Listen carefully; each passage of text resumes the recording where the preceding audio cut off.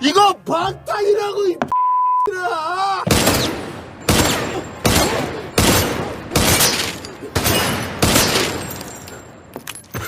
아직 한 발 남았다.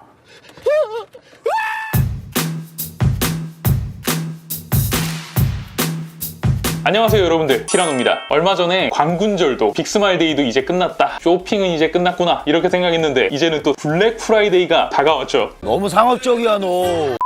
진짜 매일같이 핫딜이 안 떠야 되는데 핫딜들을 볼 때마다 질러버려서 카드가 점점 너덜너덜해지고 있습니다. 제가 이 소식들 커뮤니티 탭으로 전해드리려다가요, 여러분들 지갑도 저처럼 너덜너덜해질까봐 그냥 참고 있었거든요. 여러분들의 지갑은 안녕하신지 모르겠네요. 자, 그래서 오늘은 빅스마일데이 때 지른 노트북 2탄 레노버 게이밍 3 15ARH R5 Gen Pro라는 제품을 가지고 와봤어요. 빅스마일데이 때 제가 올려드렸을 때 구매하신 분들은 아마 68만원대에 구매를 하셨을 텐데요. 정상가 기준으로 봤을 때는 80에서 85만원 정도 하는 제품이니까 가격은 참고하시면 될 것 같고요. 자, 오늘은 내용이 너무 길어서요, 바로 출발해 보도록 하겠습니다. 시작해요. 자, 뜯어보죠. 일단 이 제품 제가 알기로는 레노버에서 리전 5의 후속작으로 내놓는다고 들었었거든요. 리전 5가 한참 품절 사태가 발생됐을 때 레노버를 유통하는 회사, 그 회사가 판매하는 리전 5 소개 페이지에 이 제품으로 업그레이드돼서 발송된다 이렇게 들어서 리전 5의 후속으로 저는 알고 있었는데, 일단 박스가 전혀 다릅니다. 이건 슬림 3와 같은 저가형 레노버 노트북의 박싱이랑 동일한 느낌이에요. 박스에서부터 뭔가 원가 절감의 느낌이 강하게 납니다.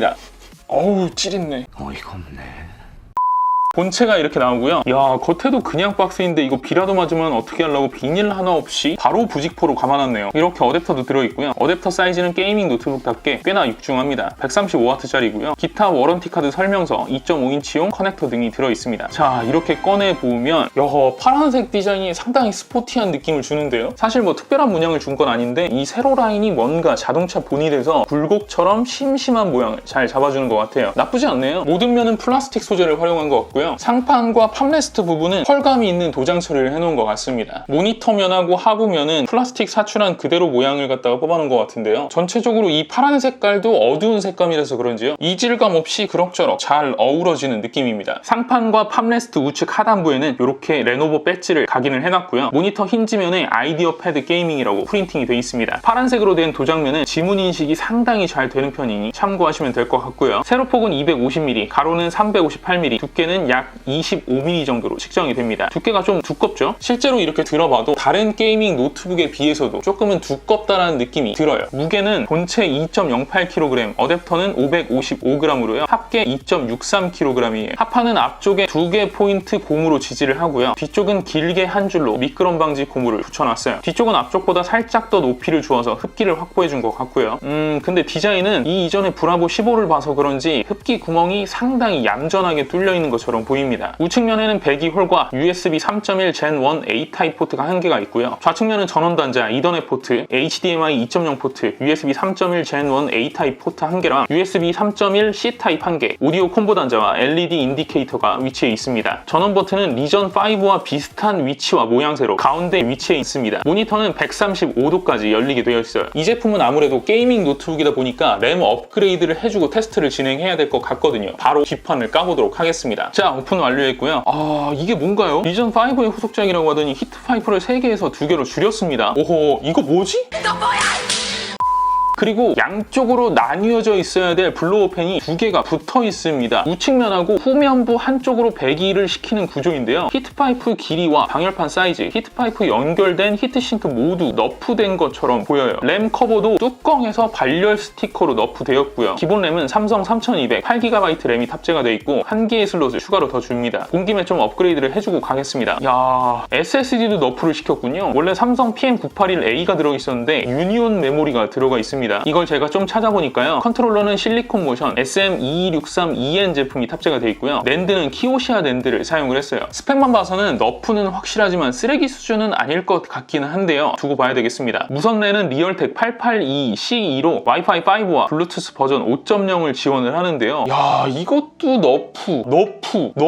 너프를 너무 많이 했는데? 제가 봤을 때는 이 제품은 리전 5의 후속이라고 보기는 상당히 어려울 것 같고요. 리전 5보다 한 단계 아래 아래에 게이밍 노트북 브랜드를 하나 만든 게 아닐까 그런 생각이 들어요. 스피커는 1.5W짜리 두 개를 전면 사이드 쪽으로 배치가 되어 있고요. 하부를 향하도록 모양이 되어 있습니다. 기타 스펙도 잠깐 알아보고 가죠. CPU는 라이젠 르누아르 4600AC 제품이 탑재가 되어 있습니다. 7나노 공정으로 6코어 12스레드, 베이스 3.0, 부스트 4.0GHz로 작동을 합니다. SD 캐시는 4MB짜리 두 개이고요. 내장 그래픽으로는 라데온 그래픽스 6코어 제품, 그리고 외장 그래픽으로는 엔비디아 지포스 GTX 1650 Ti GDDR6 4GB 제품이 탑재가 되어 있습니다. 배터리는 3843mAh 45Wc 제품이 탑재가 되어 있습니다. 모니터는 15.6인치 120Hz IPS FHD 디스플레이가 탑재가 되어 있습니다. NTSC 45%의 세격을 가졌고요. 밝기는 250니트예요. 이게 밝기가 좀 낮아서 그런 건지 안티글레어 패널임에도 불구하고요. 검은 화면 말고 밝은 화면이 켜져 있는 상태에서도 노트북 앞에 있는 제가 비춰질 정도로 빛 반사가 좀 있습니다. 조금 거슬리는 편이니까 참고하시고요. 시야각은 뭐 나쁘지 않죠. 모니터 베젤은 좌우측 약 7mm, 상단 17mm, 하단 27mm로 측정이 되는데요. 하단이 좀 횡해서 그렇지 상단부는 사이드 쪽을 이렇게 좀 깎아놔서 베젤이 굉장히 넓다라는 생각이 들지 않게끔 나름 잘 디자인이 되어 있습니다. 키보드는 10키까지 들어가 있는 풀사이즈 키보드입니다. 게이밍 노트북답게 방향키도 아래쪽에 크게 빼놓았고요. 키감은 리전 5와 완벽하게 동일해요. 리전 5 이후로 노트북은 제가 다른 여러 개 제품들을 많이 사용을 해봤지만요. 확실히 리전 5와 이 제품에 들어가 있는 키보드가 다른 제품들의 키보드에 비해서는 키압이 좀 높은 편입니다. 썩 불편하다라고 표현을 하기 좀 어렵지만요. 분명히 딱딱하다라는 느낌은 드실 분들이 있을 것 같고요. 대신 반대급부적으로 구분감은 상당히 좋기 때문에 이 부분은 호불호가 있을 것 같아요. 좀 쫀득한 느낌이 들기도 하고요. 키도 좀 단단한 편이라서요. 훌렁훌렁한 키보드를 가진 제품들과는 확연하게 완성도가 좋다는 느낌을 보여줍니다. 게다가 키를 보시면은 오목하게 처리가 되어 있어서 타건 시 손가락도 편하고요. 상대적으로 중심을 누릴 수밖에 없는 구조로 되어 있어서 오타율도 낮고 꽤나 괜찮다라고 느껴져요. 다만 조금 아쉬운 거는 엔터키가 좀 작은 느낌이라서 자꾸 엔터키 옆에 있는 10키와의 사이 공간을 누르게 되더라고요. 거기다가 전 엑셀 작업할 때 10키를 굉장히 많이 쓰는 편이라서 사실 제 그냥 컴퓨터에다가도 10키 키보드를 따로 연결해서 쓰거든요. 근데 이 제품 같은 경우에는 10키의 키 사이즈 자체가 좀 많이 작다라는 느낌이 들기는 합니다. 15.6인치라서 가로폭이 작기 때문에 그런 것은 충분히 이해가 되는 부분이긴 하지만 그래도 좀 아쉽기는 하더라고요. 펑션 키와 스페이스 조합을 통해서 3단계로 키보드 LED가 조절이 되고요. LED 역시 약간 푸른빛으로 돌게 되어 있어서 색감적인 통일은 괜찮다라고 느껴졌어요. 적어도 뭐랄까 브라보 15에서 봤었던 새빨간 키보드 색상 그런 느낌이 아니라요. 파란색이지만 은은한 느낌이 든다고 해야 될까요? 아무튼 저는 괜찮았어요. 트랙패드는 리전 5에 들어갔었던 분명 그 제품 같거든요. 그런데 멀티 제스처나 이런 기능들이 상대적으로 좀 빠릿빠릿하게 동작을 하네요. 좀 개선이 된 것처럼 느껴지는데요. 사이즈와 물리적 클릭감 모두 나쁘지 않고요. 게다가 하부 유격이나 사이드 유격도 상당히 피트하게 잘 맞춰놓은 느낌이 들기는 합니다. 적어도 물리적 클릭이 아닌 터치에서 소음은 발생되지 않을 정도라서요. 꽤나 괜찮은 품질로 느껴져요. 근데 트랙패드의 색감이요. 옆판과 비교했을 때 약간 다른 색상이고요. 옆판하고 비교했을 때 분명히 질감이 다르긴 하거든요. 슬라이딩이 좀 부드럽긴 한데 글라스 코팅이 된 느낌이라고 보기에는 좀 아닌 것 같고요. 확실히 맥북 등에 들어가 있는 글라스 코팅과는 확연한 갭 차이가 있긴 하지만 그래도 뭔가 처리를 한 듯한 느낌이 들기는 합니다. 스피커는 일단 소리부터 들려드릴 테니 한번 들어보시죠.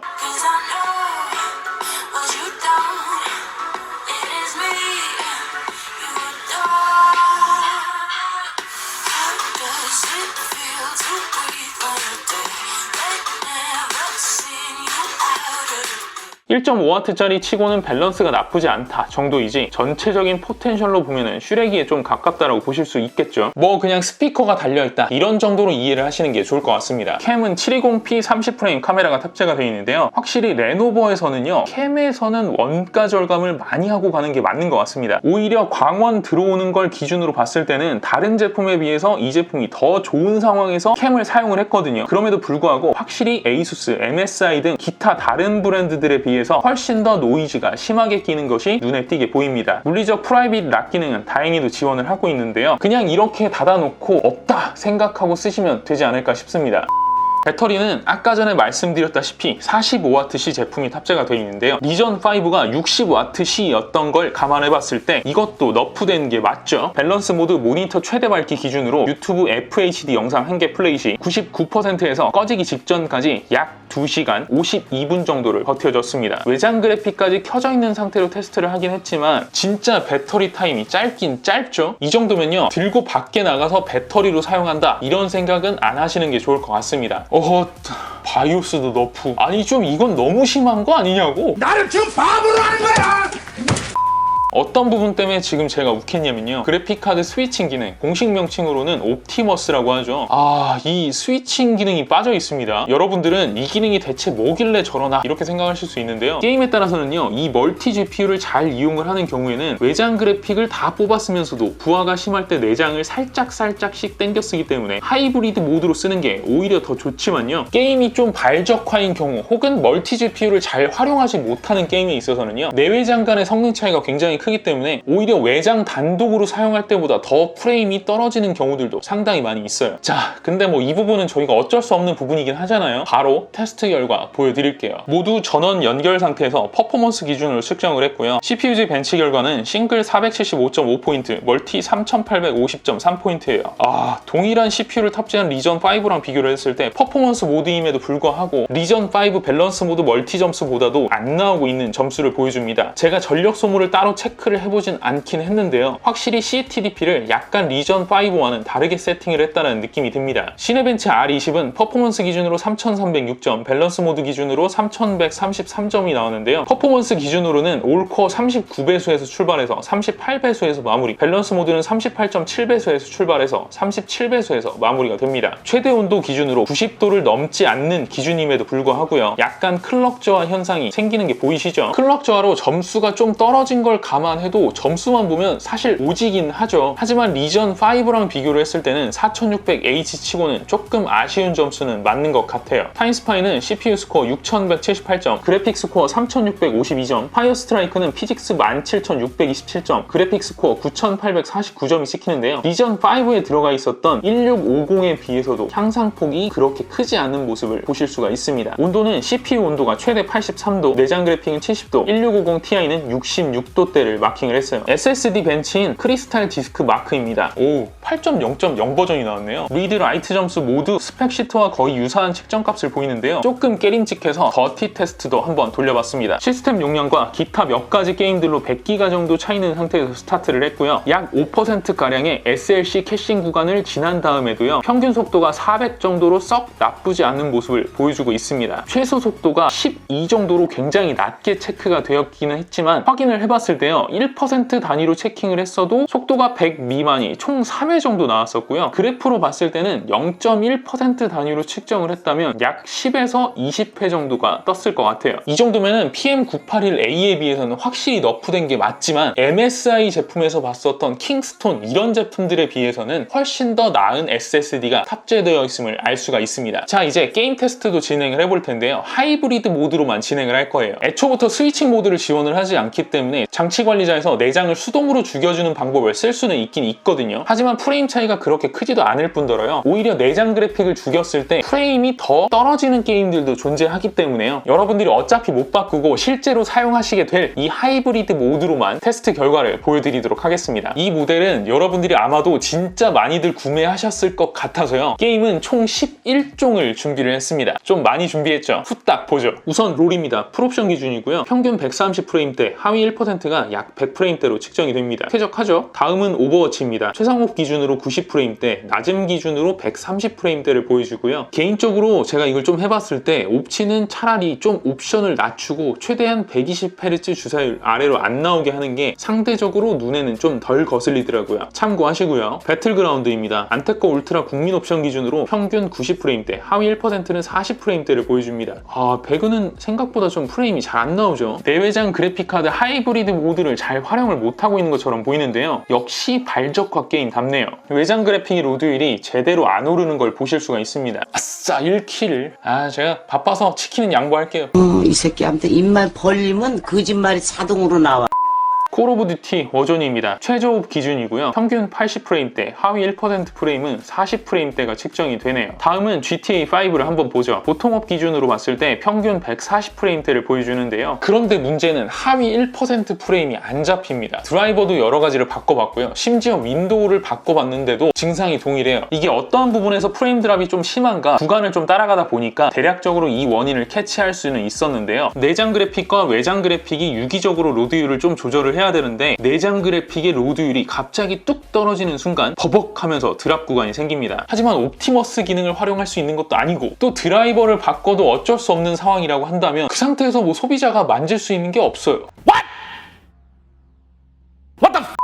혹시 이 문제에 관련돼서 아시는 분이 있다라고 한다면 댓글에 남겨주시면 많은 분들이 도움이 되실 것 같습니다. 몬스터헌터 아이스본입니다. 전투 중 측정을 한 건 아니라서 크게 의미는 없지만요. 그래도 최하옵 기준으로 했을 때 마을 뜀박질 정도는 이상 없는 모습을 볼 수가 있습니다. 평균 프레임은 80프레임대가 측정이 되는 걸 보실 수가 있고요. 마찬가지로 고사양 게임에 해당되는 위쳐 3입니다. 최하옵 기준으로 80프레임대, 하위 1% 프레임은 60프레임대로 그럭저럭 플레이를 할 만은 했어요. 어쌔신 크리드 오디세이도 한번 보죠. 평균 50프레임대 정도, 하위 1% 프레임은 약 40프레임 정도가 측정이 됩니다. 보시다시피 전체적인 프레임은 좀 떨어지긴 하지만요. 하위 1%가 그렇게 많이 떨어지진 않죠. 실제 게임 플레이에서도 그런 편이라서요. 생각보다 하기에 나쁘지 않았습니다. 레인보우 6 CJ입니다. 평균 150프레임대, 하위 1% 프레임대도 110프레임대를 보여주고 있죠. 충분히 쾌적하게 플레이가 가능할 걸로 보입니다. 자, 아직도 2개 남았습니다. 디비전 2이고요. 평균 80프레임대, 하위 1%가 50프레임대가 측정이 됩니다. 전체적으로 FSP 게임들이 프레임 수치가 내식, 오버워치 빼고는 비슷비슷하죠. 자, 마지막입니다. 피파 온라인 4예요. 피파 온라인이 최대 프레임 제한이 원래는 60프레임이었거든요. 근데 120프레임까지 풀린 것 같더라고요. 720p 기준으로 최대 제한 프레임인 120프레임을 꾸준히 잘 마크해줍니다. 게임식 온도들도 한번 보여드릴게요. 전체적으로 내외장 그래픽 온도는 약 70에서 75도 사이로 보시면 될 것 같고요. CPU 온도는 85도에서 90도 사이로 유지가 되시는 걸 보실 수가 있는데요. 온도를 봤을 때 불판 수준이다 이렇게 보기는 좀 어렵긴 하겠지만요. 그렇다고 온도가 좋다라고 보기는 조금 어려울 것 같습니다. 아까 하판 열어봤을 때 느꼈지만 조금 마이너하게 쿨링 솔루션이 변경돼 있었잖아요. 그래서인지 리전 5에 비해서도 훨씬 후끈후끈한 모습으로 변모를 한 것이 개인적으로는 조금 아쉽습니다. 자, 어떻게 보셨나요? 오늘은 라이젠 르누아르 4600H 제품이 탑재된 레노버의 새로운 엔트리급 가성비 노트북 브랜드 레노버 아이디어 패드 게이밍 3 15ARH R5 프로라는 제품에 대해서 진하게 알아봤습니다. 전체적으로 사용자가 체감할 정도의 수준은 아니긴 하지만 자질구레한 너프들이 상대적으로 많아서 조금은 아쉬운 제품이라고 말씀드릴 수가 있을 것 같은데요. 사실 이 제품만 놓고 봤을 때는요. 가격 대비 충분히 이해가 갈 만한 마감과 성능이긴 하지만요. 이 이전에 리뷰를 해드렸었던 리전 5 제품 같은 경우에는요. 이 제품과 거의 동일한 가격을 유지를 하면서도 그 가격대 모든 제품의 가성비를 씹어먹을 정도로 대단했었던 제품이었었거든요. 때문에 이 제품에 대한 아쉬움이 조금 크게 느껴진 것 아닌가 개인적으로는 그렇게 생각을 해봅니다. 하지만 제가 올려드렸었던 68만원에 구매하신 분들이라고 한다면 구매한 여러분들 모두 위너임을 증명한 그런 성능을 보여줬으니까요. 그것에 만족하자고요. 자, 오늘도 영상 봐주셔서 감사드리고요. 여러분들의 생각을 댓글에 주르륵 남겨주시면 제가 답변 드리도록 하겠습니다. 좋아요와 구독 그리고 알림 설정도 꼭 잊지 마시고요. 이상 티라노였습니다. 고맙습니다.